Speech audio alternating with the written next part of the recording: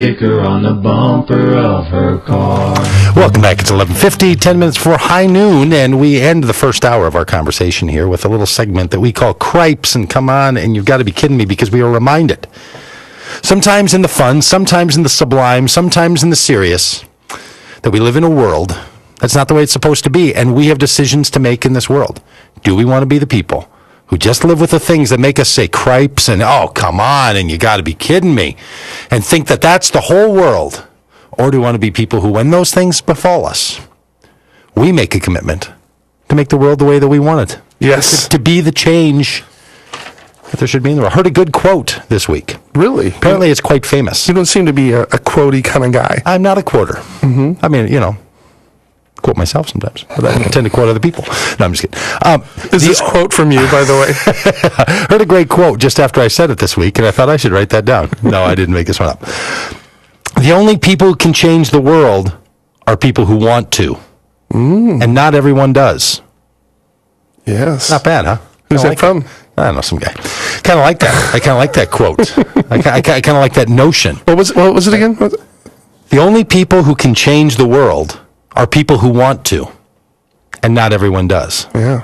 So we've got decisions to make, right? Who are we going to be? What kind of people are going to be in the world? That's why I like that, because it resonated with something that we like to say around here. So I come up with a list of cripes and a come on, and you got to be kidding me for each week. The cripes.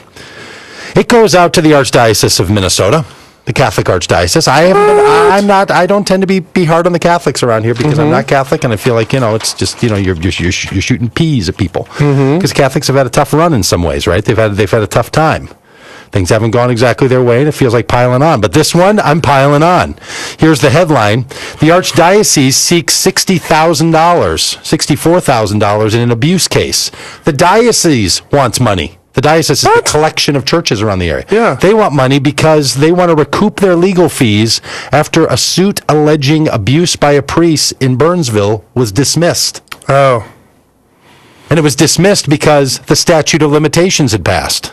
Oh, my. So the diocese is like, hey, you know what? That suit got thrown out. So what you kind of do in the legal world is, you try to recoup the legal fees because it was a lawsuit that, got thrown out. So you make the other guy.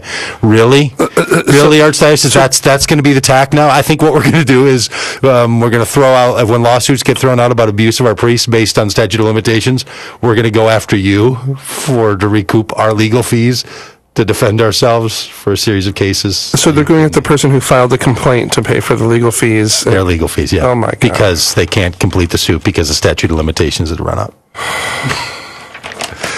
Oh, cripes. Cripes. Almighty. You know what we need to have? We need to have our own little Advent candle with a cripes candle in the middle.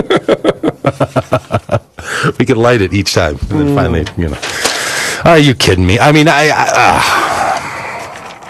the priest abuse situation is one of the most, did you hear that? One of the most difficult and painful and disgusting and harmful things that have happened in religion to human beings anywhere. Yeah. It is so bad. It just needs to end at every level. And the come on goes out to the TSA. Because I saw a picture on the front page of the paper on Friday of an old man. He looked like he was 80 years old. He had a cane in one hand, and he was missing a leg. And he's being frisked down hardcore by one of the TSA guys. Really? Oh. Really? Like the war veteran that loses his leg, we're going to give him the hardcore pat down? With no other reason other than he wanted to fly to Tampa? He's given no indication of doing anything at all. Yeah. And we're going to tap him down. It's unbelievable. Come on. I mean, I understand the FBI is working hard and they caught that guy out in Portland. They're running sting operations. Good for them. Sure. Way to go. Keep up on the business. Everybody keep up the good work. We haven't had another terrorist attack in this country. Couldn't be happier. And it hasn't been stopped one time. Not one pat down. You tell me one pat down, TSA, where you found anybody with anything. Yeah. Instead, people slipped through and their stuff just didn't work. Yeah. Gets me a little fired up. Did you hear that? I got all preachy right there for a minute. Yeah. Come on. TSA patting down that guy. Okay. I mean, all right. You got to be kidding me? Yeah. This is going to take a little explanation because I don't think I'm in good company here. For the last 7 years, with the rarest of occasion, this not being the case. I have worn what has been called by many a signature piece of facial hair. Many people refer to it that way. Yeah. I called it my little explanation, my little exclamation point, my little exclamation point. It was this little 3-inch, 2-inch, 4-inch, tuft of hair that came off of my chin. Yeah. And hung down. I could braid it into little pieces. I could sometimes open it up and make little devil horns out of it if I wanted to, or I could sort of play with it. Well, and I would often have to clear food out of it. It was my big, long crumb catcher coming right off my chin. Where did it go, Doug? And then on Wednesday, after much berating by people that I do something about it. Oh, much berating. They wanted my signature facial person? hair to go away. Well, a number of people, but especially one. I decided that I would cut it off. So I shaved it off on Wednesday, and I saw people on Wednesday. Yeah. I saw the sidekick that I'm looking across the table from hours after this happened. Nothing. I saw my wife. Mm-hmm. I saw my child. Yeah. I spent the whole day with these people.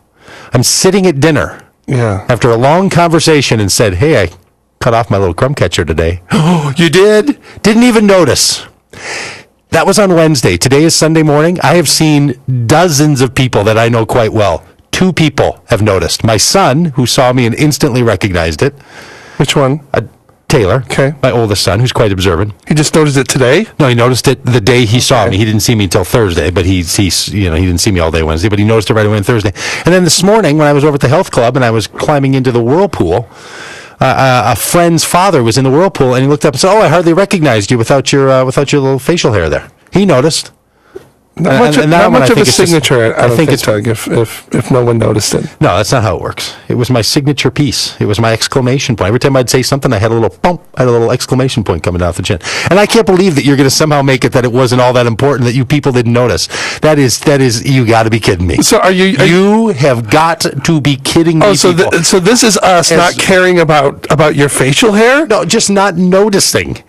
When someone wears for years a piece of facial hair and they cut it off, and folks, and it's not like it was not like it was just a little midnight shadow, 5 o'clock shadow, midnight shadow, a little 5 o'clock shadow.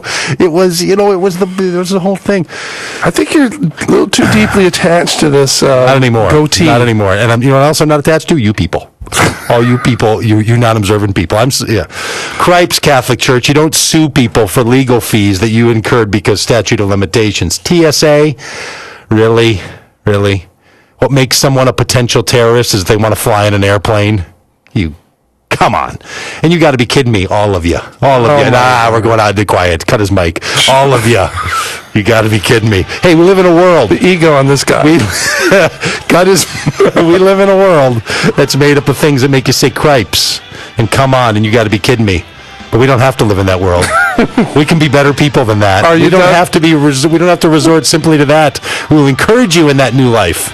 Here after the break on AM 950. Listen to the news, then join us back. We're going to talk about why we're live and why Christianity should be live. Hi, I'm Peter Solak, owner of Woodland Stoves and Fireplaces.